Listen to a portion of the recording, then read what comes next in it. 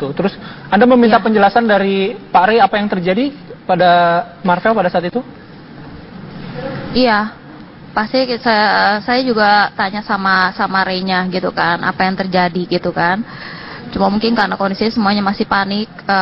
Ray juga kan kondisi katanya dia juga nggak begitu tahu persis, hanya berdasarkan dari kesaksian si Rianti. Dan pada saat itu saya nggak bertemu dengan Riantinya. Gitu. Jadi paling saya hanya berdasarkan dari dokter aja, keterangan dari dokter. Dari situ saya baru lihat dari hasil CT scan-nya bahwa tempurung anak saya, tengkorak bagian ke belakangnya itu sudah retak gitu. Oke. Kapan terakhir kali Anda bertemu dengan anak Anda, Mbak Yeni? Kurang lebih bulan September Oktober itu 2014. Itu terakhir saya bertemu anak saya. Oke. Baik, selama ini Marvel memang tinggal sama Pak Ray? Iya. Oke. Nah, yang melaporkan kejadian ini ke Polda Metro Jaya ini adalah Ibu Yeni apa Pak Ray pada saat itu?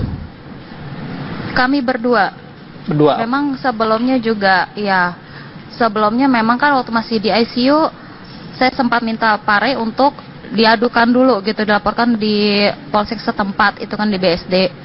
Cuma kata Ray, laporannya ditolak karena tidak ada saksi. Jadi mereka tidak mau terima. Gitu. Jadi ya udah, karena kita sambil melihat kondisi anak saya kan, saya nggak bisa, maksudnya saya udah lama nggak ketemu anak saya gitu kan, jadi saya tetap standby di ruang ICU itu. Nah, Mbak Yeni, yang membuat Mbak Yeni dengan Pak Ray pada saat itu melaporkan kejadian ini ke polisi, kan pasti ada kecurigaan. Nah, kecurigaan ini munculnya dari mana? Karena saya lihat kondisi anak saya dan kesaksian dari Riantinya, dia hanya kasih tahu dari si Ray kalau dia itu habis kasih minum susu dia muntah-muntah, habis itu dia jatuh dari kasur. Ya, Anda katakan tadi memang sudah cukup lama tidak bertemu dengan anak Anda, tetapi ketika berkomunikasi terakhir kali mungkin, apakah juga pernah ada sikap atau pembicaraan kalau memang belum bisa bicara begitu ya, masih cukup kecil, apakah sempat seperti ingin mengadu ada perbuatan yang kurang menyenangkan yang ia dapatkan mungkin? Gimana, sorry? Ya, ketika Anda berkomunikasi dengan anak Anda, apakah juga sempat anak Anda mengadu kepada Anda sebagai ibunya, ada perbuatan yang kurang menyenangkan yang sering didapatkan? Terakhir saya bertemu masih baik-baik aja, masih sehat ceria. Nah, terakhir bertemu kan berarti Oktober sampai antara Oktober dan September ya, betul, Bu Yeni? Iya. Oke. Nah, selama itu pernah berkomunikasi, artinya menanyakan kepada Pak Ray bagaimana kondisi Marvel sehari-hari? Ada. Dan selama itu tidak ada kecurigaan apapun dari Ibu Yeni? Tidak ada, baik-baik saja. Oke. Bu Yeni mengenal secara personal Rianti ini? Tidak. Baik, saya ingin ke Pak Ray. Pak Ray, kita tahu memang Anda berdua sudah berpisah begitu ya. Tapi kemudian bagaimana awalnya Anda mengenalkan anak Anda, Marvelio ini, kepada Rianti waktu itu, dan kesehariannya seperti apa? Jadi kalau Marvel itu sama Rianti itu kesehariannya, kadang saya tuh kalau kerja tuh suka pulang tiba-tiba kan, tanpa memberitahu kalau Rianti saya pulang gitu. Saya kadang suka lihat Marvel itu di kamar, sedangkan Rianti nanti kadang di luar. Jadi Marvel di kamar sendiri. Nanti kalau tiba-tiba kalau saya pulang, Marvel juga udah tidur. Terus kalau saya pulang tiba-tiba tuh Marvel lagi makan. Tapi makannya kan anak saya tuh kan kalau makan susah. Jadi tuh kadang kalau sama Rianti itu suka dicegokin banyak minuman gitu loh. Jadi kebanyakan air putih dibanding makan. Jadi saya selalu bilang sama Rianti jangan dikasih minum kalau mau makan. Begitu Marvel itu bukan anak yang nakal. Jadi Marvel itu anak yang nurut banget sama Ria. Dan Marvel itu seneng sama Rianti itu. Jadi kalau Rianti bilang apa, Marvel itu nurut. Karena taunya Marvel ya Rianti mamanya Marvel. Marvel itu kalau dikasih mainan apapun, di setelin DVD, itu dia nurut, duduk, nonton, main sendiri. Dikasih game, dia main sendiri. Dia nggak ada ngotak-ngatik musik kemana gitu, nggak ada. Marvel itu nurut, dikasih makan apa, yuk makan. Terus dikasih misalnya dia demennya apa, di agar atau pisang apa dibikinin. Jus apa yang dia suka dibikinin. Nah Marvel tuh nurut anaknya. disuruh tidur ya Mahfir tidur. Mahfir tuh bukan anak yang, dia pun di seumuran dia tuh susah untuk nangis. Jadi dia di seumur dia itu dia lebih nahan nangisnya. Baik. Jadi kalau diomelin pun dia cuma meredam gitu nangisnya. Oke, baik. Tahan dulu Pak Rey, nanti kita akan kembali karena kami harus jeda terlebih dahulu. Kabar Petang akan kembali sesaat lagi. Sebagai seorang ayah sangat senang gitu loh melihat anak saya tuh tumbuh ceria, mulai senang lagi, mulai bisa tidur lagi, mulai bisa makan teratur. Maka saya bisa mempercayakan ke Rianti. Dan saya nggak nyangka kalau Rianti bisa melakukan hal sepele seperti ini. Saya udah bilang sama dia, tolong jagain Marvel, sepanjang kamu jagain Marvel, selamanya pasti akan sama saya. Oke, sekarang posisinya Rianti sudah ditahan, sudah jadi tersangka kasus pembunuhan anak Anda. Bila ada Rianti di depan Anda saat ini, apa yang ingin Anda sampaikan? Baik, saya ingin ke Bu Yeni. Bu Yeni, ini tadi kita sudah simak Rianti, si pelaku sudah meminta maaf begitu. Kalau Anda memiliki kesempatan untuk berbicara dengan si pelaku atau Rianti ini, apa yang akan Anda katakan?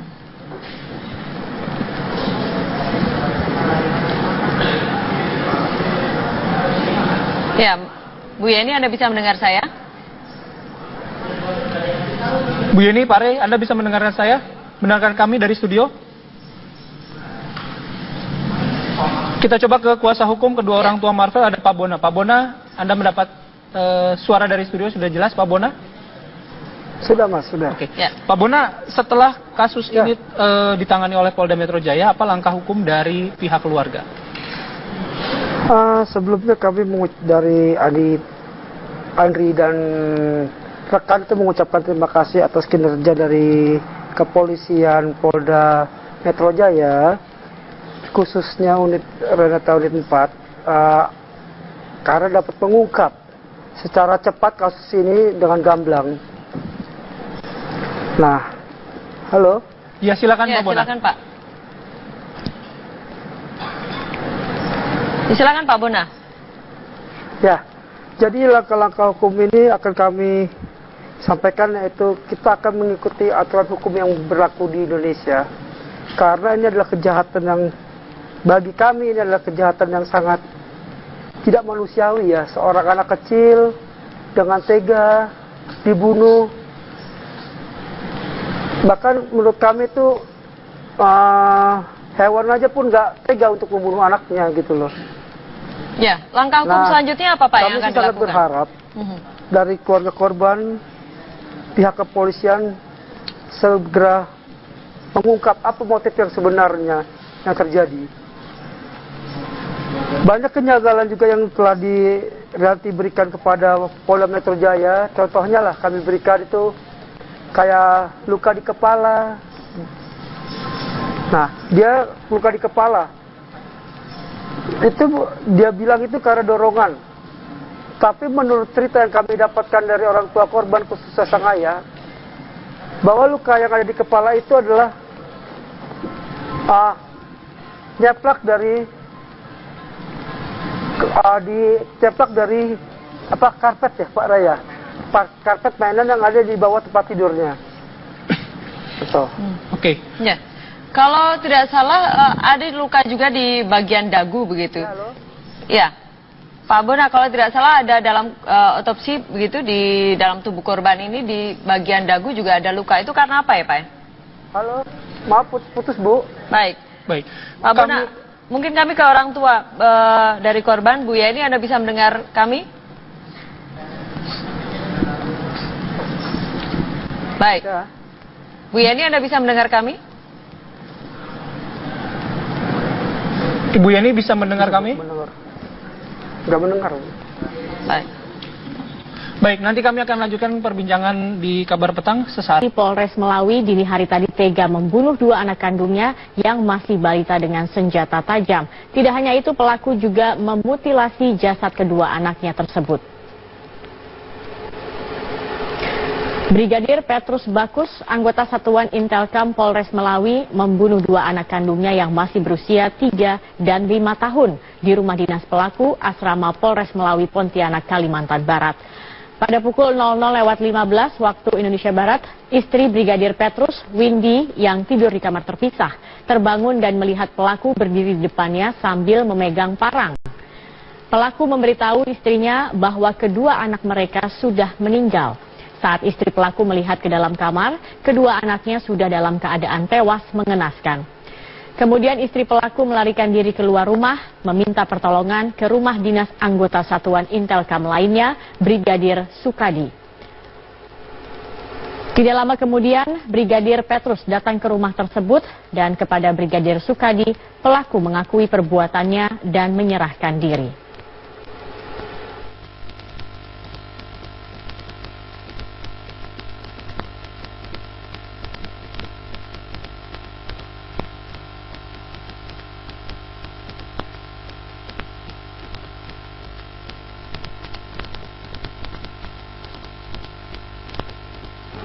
Dan perkembangan kasus polisi bunuh anak kandung, kami langsung bergabung melalui sambungan telepon bersama Kabid Humas Polda Kalimantan Barat, ada AKBP Arianto. Selamat sore Pak Arianto. Selamat sore. Ya Pak Arianto, sejauh ini dari pemeriksaan kepolisian, apa sebenarnya motif dari tersangka membunuh dua anak kandungnya ini Pak? Saat ini kepolisian masih mendalami apa yang menjadi motif daripada tersangka melakukan pembunuhan terhadap anaknya. Namun dari sedikit dapat saya sampaikan terkait dengan hasil pemeriksaan atau interogasi yang dilakukan oleh penyidik kepada tersangka. Bahwa intinya yang pertama, tersangka mengakui bahwa telah melakukan pembunuhan terhadap anaknya. Dan di dalam melakukan pembunuhan tersebut tersangka dalam kondisi yang sadar. Kemudian yang kedua, dari pengakuan tersangka sendiri bahwa tersangka tidak menyesal melakukan pembunuhan terhadap anaknya tersebut. Tidak menyesal, karena, Pak? Ya, tidak menyesal karena yang bersangkutan merasa ada bisikan yang memerintahkan bahwa hal ini adalah persembahan kepada Tuhan. Pak Arianto, keterangan dari istri dikatakan bahwa beberapa hari ini ada perilaku aneh yang dilakukan tersangka atau tersangka ini berperilaku aneh. Apakah Anda pernah mendengar dari rekan kerja misalnya dari tersangka tersendiri ada perilaku aneh selama bertugas? Ya, sementara ini keterangan terkait dengan tersangka kita baru mendapat keterangan dari istrinya. Memang istrinya menyatakan bahwa dalam minggu-minggu ini tersangka ini sering marah-marah. Kemudian sering menceritakan kepada suaminya bahwa kepada istrinya bahwa yang bersangkutan sering mendapat bisikan-bisikan. Untuk terkait dengan keterangan dari rekan kerjanya sampai saat ini ke pihak penyidik masih melakukan pendalaman atau melakukan pemeriksaan terhadap rekan-rekan kerja yang terkait. Sejauh ini pendalaman yang dilakukan oleh kepolisian apa saja yang sudah didapatkan Pak Arianto? Ya, tadi saya sampaikan terkait dengan keterangan dari tersangka sendiri tadi mengatakan bahwa dia tidak merasa menyesal melakukan pembunuhan terhadap anaknya karena mendengar bahwa hal ini merupakan bisikan atau perintah dari persembahan kepada Tuhan. Kemudian yang kedua, yang bersangkutan juga merasa tidak menyesal karena menganggap bahwa anaknya ini sudah kembali ke surga, kembali kepada dirinya kembali. Kemudian yang ketiga, yang bersangkutan juga mengatakan bahwa apa yang terjadi pada dirinya ini adalah sesuai dengan kehendak Tuhan sejak ia lahir dari rahim ibunya.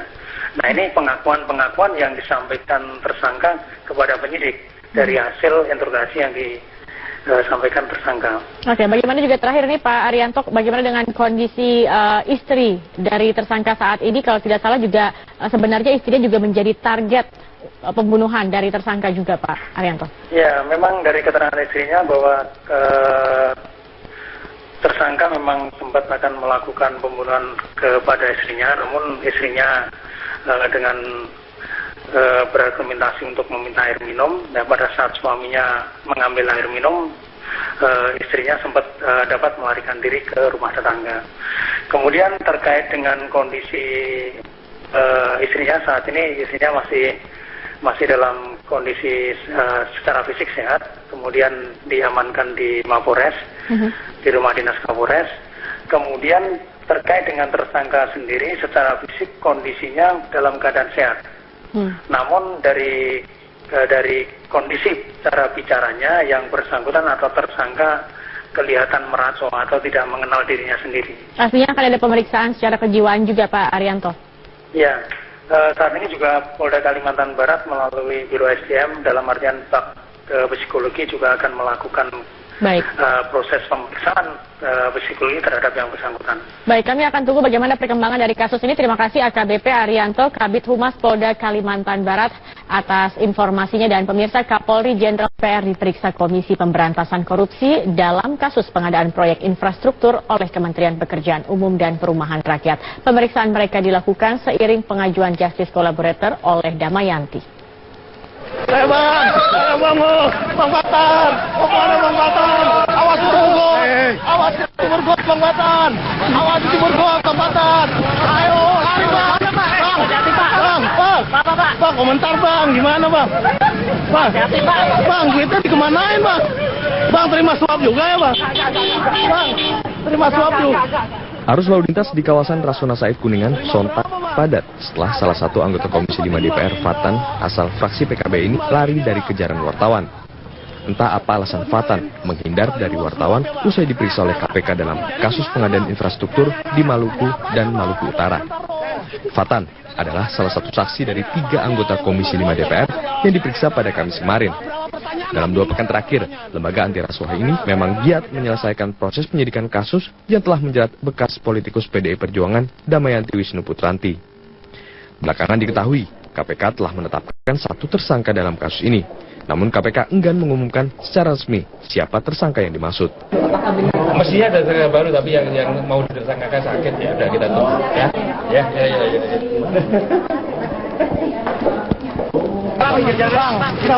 Menerima duit dari Damayanti juga Bang? Enggak. Soal pembahasan. Rekan Damayanti di Komisi 5 DPR saat ini tengah menjadi fokus penyidikan oleh lembaga anti rasuah.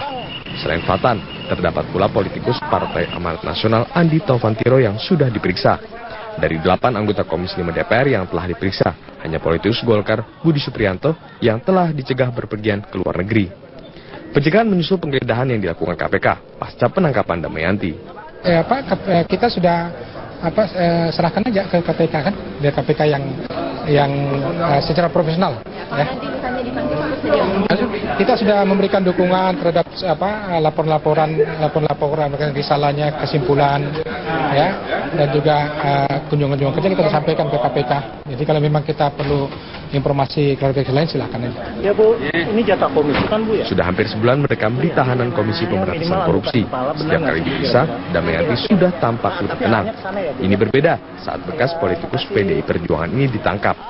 Mungkinkah sikap tenang ini akibat dari tekad Damayanti menjadi justice kolaborator yang tak ingin menanggung dosa sendiri? Tim Liputan